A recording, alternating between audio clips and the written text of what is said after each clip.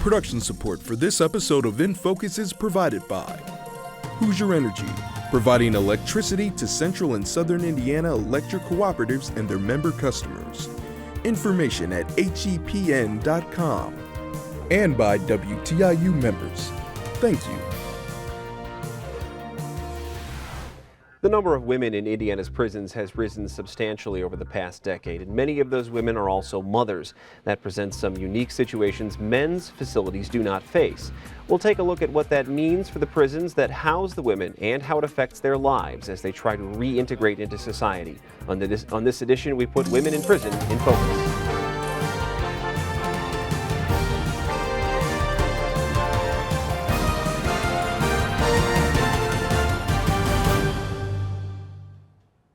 And thanks for joining us for this edition of In Focus. I'm Stan Jastrzebski.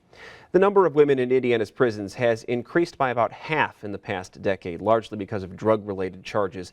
As WTIU's Gretchen Frazee reports, that rise means prison and rehabilitation facilities are being forced to adapt to the larger number of female inmates. More than 500 women of all ages are incarcerated at the Indiana Women's Prison in Indianapolis, but they aren't just sitting around waiting to get out. They take classes, train animals, and sew items that are donated to nonprofit organizations. At the prison, there's even a nursery for women who have children less than 18 months old. That's particularly important because U.S. Department of Justice statistics suggest more than 2/3 of women in U.S. prisons are also mothers. But all this is not about making the women feel comfortable. Indiana Women's Prison Community Involvement Coordinator Tammy Atwood says it's about maintaining order and helping women toward rehabilitation. Your violence is pretty much zero to non-existent here. I mean, you might have a cat fight here and there, but really, with all the programs that we offer, I think it's a big incentive not to do violence, not to do the things that you did to get you here. She says the programs also provide skill sets the women can use when they're released. I did get a call from one of the girls who left, and she said, because I worked in community outreach, she said, I'm now hooked up with the veterans on the outside. I'm helping with the ladies auxiliary. I'm helping them. I'm showing them how we made the things at the prison, and she was just in tears, and she was very thankful that she had the opportunity to do that. Alternative sentencing facilities have also seen a rise in demand in recent years. Crane House in Indianapolis allows women from nearby counties to finish their sentences in a home with their preschool-aged children. In fact, it's moving to a new, larger location because more people are requesting its services. Patrice is one of the women living in the house. WTIU agreed not to show her face or give her last name. I had an 8-month-old that I left when I got sentenced and I went to prison. He was 8 months old. He's 3.5 now. Patrice says she's able to see her son more often now, and that's given her motivation to find work and get her life back in order. I'm just so grateful for that opportunity to have him around and be able to be here with me and spend nights with me and things like that that I haven't experienced in years. Women who go through Crane House's program have a 20% recidivism rate. That's 1/3 the national average. And Crane House Executive Director Renita Vance says the program's benefits reach beyond the women housed there. So many times children of incarcerated parents, whether it be the mother or the father, tend to end up in the system themselves. If we can keep that family unit together, at least with the mother, we hope and have seen that tends to break that cycle. The children then don't come back into the system. Even with tangible results, programs like these are rare. Crane House is the only program of its kind in the Midwest, and with more women being sentenced to Indiana's prisons each day, demand is unlikely to ease. And we're joined in studio tonight by 3 guests: Shannon Schumacher, the Director of Clinical Services at Volunteers of America; also Allison Green, a Psychiatric Services Specialist at the Indiana Women's Prison; and Melissa Benningfield, who teaches in Indiana State University's Department of Criminology and Criminal Justice. Thanks to the 3 of you for being here. I want to start and get us a baseline to get going. We'll start with Shannon. We'll go down the line. Give me a topic or two that you think makes incarceration for women in Indiana different than incarceration for men, just so people kind of know what we're talking about. Right. I always like to educate people about the profile of a woman who is incarcerated. Who is she? You know, what is she like? Why is she there? And I think just generally knowing the difference between the profile of the average man who's in prison and the profile of the average woman that's in prison are very, very different. And we know that the criminal justice and prison system. The prison system is a male model. It's a military male model based on trying to protect the community and to protect the community from folks who might be detrimental to them. And so I think we are really adjusting ourselves, folks that work in the criminal justice arena, to this large population of women, because the issues are so very different. We're catching up. Allison, what are some of those things that you see from kind of inside the system? Well, two things that I see is normally before women are incarcerated, they are the primary caregiver of their children, much more so than men are. So there's definitely a bond breaking when a woman is incarcerated, because she's there, she's taking care of her children, she's taking them to school, putting them to bed at night, and then all of a sudden she's not there. So that role is having to be taken on by someone else, usually in her family. So that's one of the things that we've tried to do with we have a program called a family preservation program, where women get to spend some extra time visiting just with their children in this kind of a homey environment. We have a couch, we have, they can watch movies, play games together, eat together, just to kind of give that sense of home. They can just talk about their day or their week or their month, just depending on how long it's been since they have seen their child. And the other thing is that we are incarcerating a lot of women of childbearing age. So we are dealing with women. Pregnancy doesn't stop when someone's incarcerated. We have a lot of women coming into the system that are pregnant and are having babies. So that's another issue that, of course, you don't deal with on the male side. Melissa, what about from an academic side of things? What are you seeing in terms of trends in differences between men and women who are incarcerated?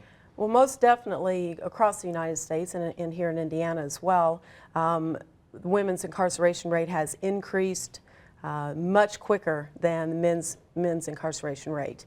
So that puts a burden on the states that are needing to incarcerate these people. What do we do with all these women? And then we have to deal with all the programming and all of that for them, and really to prepare them for release before they even are released. So as soon as they arrive at the institution, that needs to happen. And as both Allison and the other guest said, that most of the people who come into the women's prisons are going to have at least one minor child. So that is a particular demand, unlike for men. Mm-hmm. Let me ask you, and we'll come back down the panel. That begs the question, is the state doing enough to accommodate the women's prisoners that it incarcerates? At looking and reviewing the institutions here in Indiana and all of the services and programs that they do deliver to the offenders, female offenders, they do have a tremendous amount of programming that they do. They attempt to hit a lot of different areas for the women, whether they are of childbearing age or if they are older, having to do with not only parenting and children, but also having to do with their own self, interests, and making themselves stronger, educating them, teaching them some type of skill. There are many, many programs that these institutions do provide. Allison, you of course are involved with some of these programs. Is there enough? Does there need to be more? Well, I think we are getting to that point. I mean, every year there are more programs. Every time we discuss what needs to be done, we talk about things we would like to increase or things we would like to do better. But we do, like Melissa said, we have programs that are focused on the women. They're able to attend substance abuse counseling while they're incarcerated. There are groups, they're usually voluntary groups that address domestic violence or address grief and loss. As you showed some footage of the Wee Ones nursery program, we do have a nursery program where we have women who are nonviolent, are able to have their babies with them in prison and bond with them, and that is just wonderful, and that wasn't around 5 years ago. So I think we're getting to the point where we are getting more and more services, and we're trying to address the needs as we come upon them. Shannon, you talked a little earlier on the different profiles of how you treat a male prisoner and a female prisoner. What's your view on the services that are available to one population versus the other? Right. Well, when you look at the numbers, there are, in the Department of Correction facilities, which are the state prisons, there are about 24,000 men and about 2,500 women. So we're talking about, we know we're talking about a difference in just sheer numbers. But again, like we have talked about, I mean, a lot of the issues and the pathways to crime that that a woman faces, like how does she actually get into this life of crime, and how does a male get into this life of crime? What is actually happening? And what we know is when we look at the statistics, women who are incarcerated actually have low-level crimes that aren't battery related, aren't violence related. They often times have to do with property crimes and crimes that have to do with their addictions and crimes that have to do with poverty and self-sustaining. And so and males have a very different pathway to crime, so theirs isn't always the lower level crimes. They're usually higher. What they have are different kinds of felonies, and A and B are the most serious, and those are really the focus of a lot of the males. With women, it's again the lower level crimes. So for us, when you think about when you incarcerate a woman, we always talk about this too. A tacit victim of her crime is children. The children that she has had custody of. And we know with a male, oftentimes he has quite a few children, but he may or may not have been active in that child's life, and generally probably wasn't the primary caregiver. So when you think about those 2,500 women who are incarcerated for these low-level crimes, could there be another avenue? Could there be a community corrections avenue? Could we keep them in the community with their family, or at least have more access to their family? We at Volunteers of America have Theodora House, and it's a halfway house. I like to say they have 1 foot in and 1 foot out, so they are still under jurisdiction of the criminal justice system, but they also live in the community, so they're allowed to see their children. We have visitation sites on site, and so they can visit with their children, a lot like we talked about with Crane House, where they can visit. And that bond of parenting is so very important, and because again, the children of these women are very much more affected when that's a primary caregiver, that parent that's pulled out, as opposed to the men. A couple of you have now mentioned substance abuse and its effect on children. We actually have a piece of tape that we gathered from another young woman who we agreed not to identify beyond her first name that I'd like to play, and then we'll get back to more about that in just a second. Can we show that, please? I guess both my parents were addicts, and I guess when your parents are addicts, you have two choices. You can either decide not to go down the route they went, or in my case, I said, if they can do it, I can do it, and I followed in their footsteps. I've met a lot of women that resort to drug use because of low self-esteem or past hurt that's gone on in their life, and I know that both of those things kind of played into my drug use. Being locked up and coming here has made me realize there's so much more to life. I mean, you have to find something greater than that high, and I know I definitely have. I would rather have my kids every day than to ever experience a high again. Allison, I want to start with you. This sounds like a sort of typical case in point of how this thing happens. A child of drug users gets into drugs herself, and it's this downward spiral of a number of different factors that eventually winds up with incarceration. Yes, and we want to stop the cycle. That's why we have programs that try to get the children to bond with to get the mothers to bond with their children so that they can be present in their lives and their children can see them without using. You know, when they're incarcerated, they're not using. They're focused on getting out to be with their children, and so it's important for the kids to see that and to see that that's the mom they want. That's the mom they want to come home. And a lot of our crimes, like Shannon said, it's related to addiction. It's related to drug use, even if it's not a crime, possession or a dealing charge. It could be theft in order to obtain drugs, or theft in order to obtain necessities, as she said as well. But very often, you know, prescription fraud, things like that, to obtain drugs. And the criminal justice statistics suggest that theft is the most common felony in Indiana. I was just looking at them earlier today for both men and women. Melissa, let me ask you from a criminology standpoint, when you're looking at what leads to crime, if you've got a situation where you have children of people who are then put in prison, how do you separate the action as the child sees it that got their parent into prison from, hey, you shouldn't do this yourself going forward? How do you establish that break, first of all, between the two, so that there's not this, you know, nature versus nurture of, well, maybe I should do this? Right. I think one of the best ways that could be done would be through example. And as you said, they're at the institution itself, encouraging that strong bond between the children and the child or children being able to see the parent not using and not doing anything destructive, self-destructive. So that's so terribly important that for as an example, that the mother is allowed or able to do that for the child. This sort of situation would seem to speak to the fact, though, that these women need to do some learning of their own about parenting. How do you get them up to speed so that they can be good enough parents to do everything that they probably want to do for their kids, but just may not have learned how to do yet? How do you accomplish that? Well, at IWP we do have programming for that. For the women on the WE1's nursery unit, they have several classes. There is a child development psychologist that comes in and does a child development class on a weekly basis with the mothers to talk to them about how the babies are developing. They also attend prenatal classes before they have the baby. I do a lot of parenting, you know, parenting children from 0 to 5 and influenced inside of the curriculum.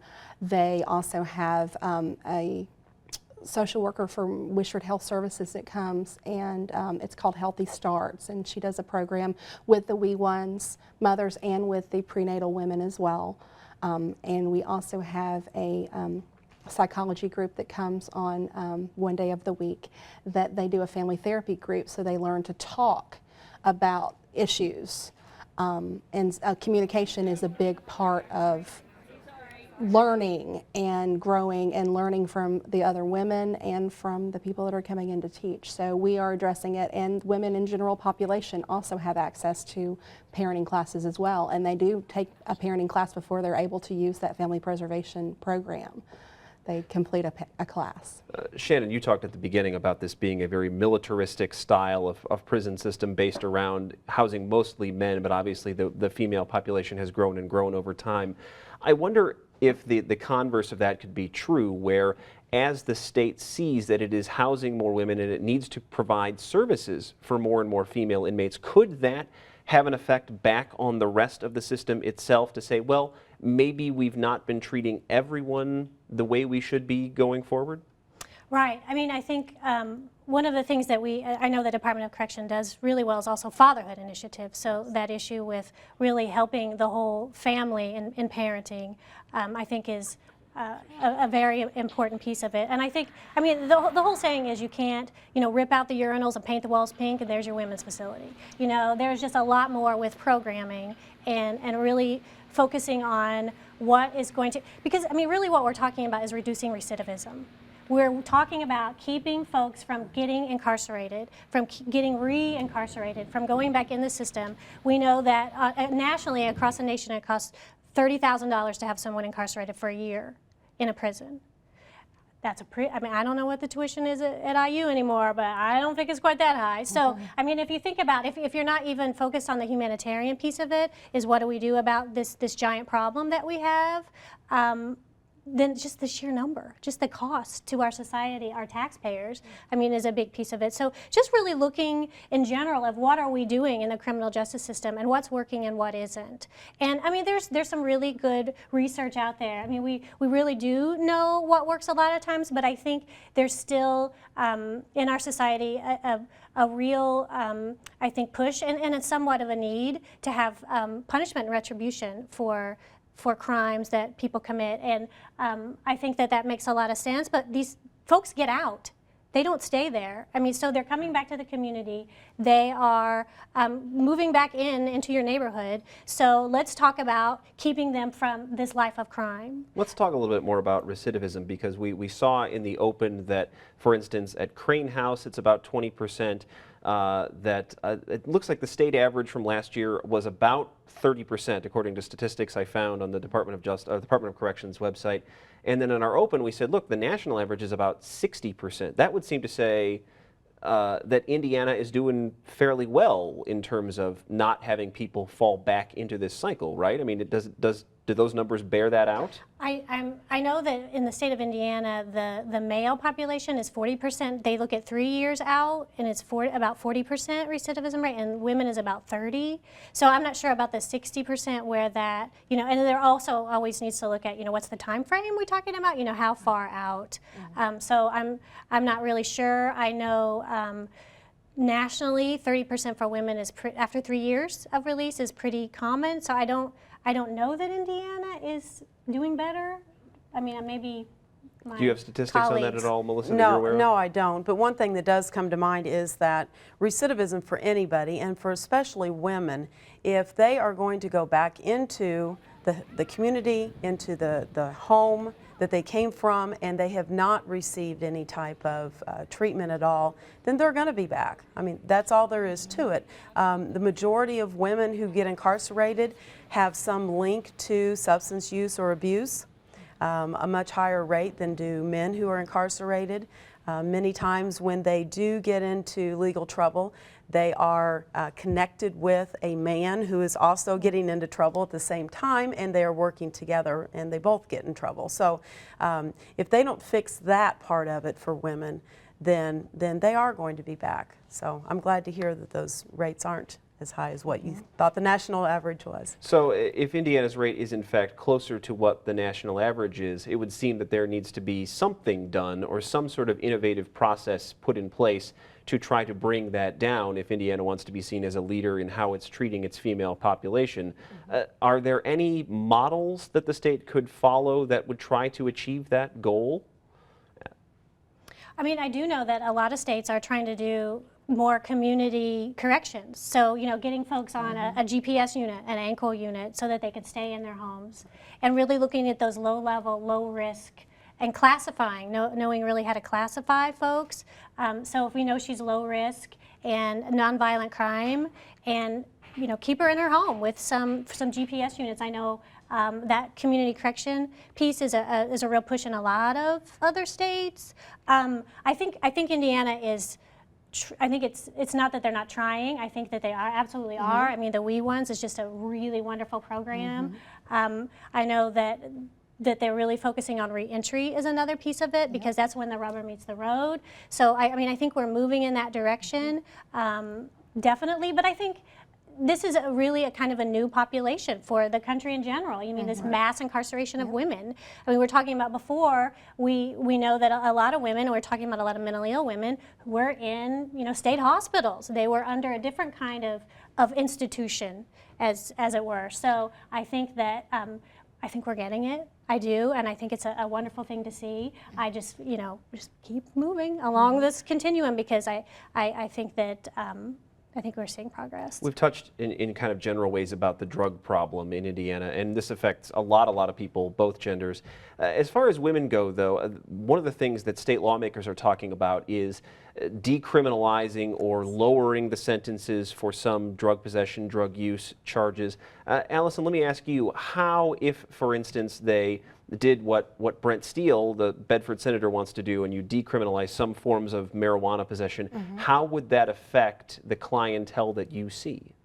Well, it would lower the number of women that we have on those lower level possession charges, and whether or not that's someone else's issue as to whether or not they do that, but it will lower the numbers of women that come in, especially some of the women that I see a lot of on the We Ones Nursery unit, because we have time frames. They can't have so much time, too much time to be able to be in that program, because we're not equipped to go over a certain age with the children. So it may lower the numbers that we have of as Shannon said, the lower level felonies. It may lower the number of lower level felony women that we have in here.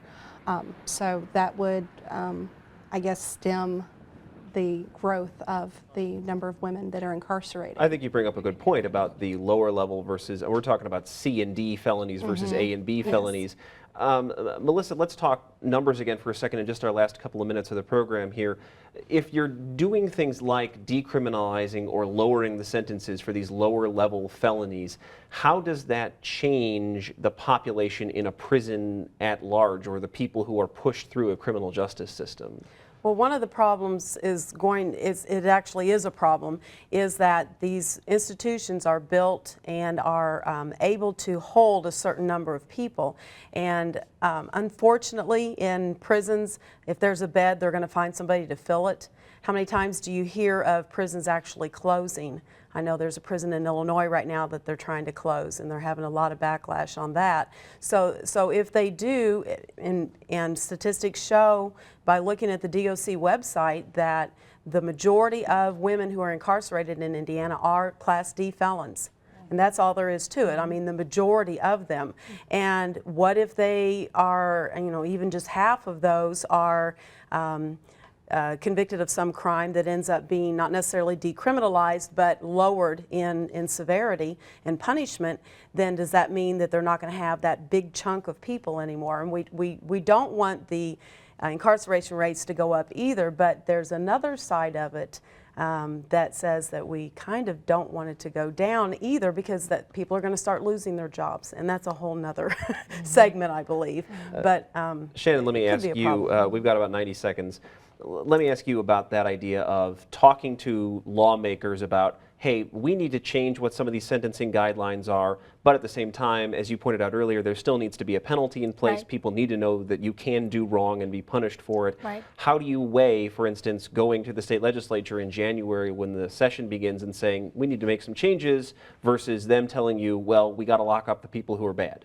Right, and I think, really it's just about education. It's, again, what is that profile of that woman who is incarcerated? And a big piece of this, if you are going to lower the rates of whatever the sentencing are for women, you also need to have services to back that up, because you can't just say, okay, we're not going to send her to prison, we're going to put her back into the community, but you need to put her back into the community with services, with substance abuse treatment that's affordable, that's accessible, with mental health services that are affordable, that are accessible, with trauma recovery services that are accessible, with vocational programs where they can make a living wage. So there's got to be that. You just can't change it and, okay, push them out. You have to have that issue of how do I do different, and they have to have that piece of services involved. All right. Well, my thank you to all three of you for being here. You've been a big help, and it's a wide issue, but you've done a good job of encapsulating some of it. So thanks so much for your time this evening, all of you. That is our show. My thanks to you who watched and listened. Please send us your questions for next month's program. That email address, infocus@indiana.edu. You can leave a comment or see portions of this show at our website, indianapublicmedia.org/infocus. Have a nice night.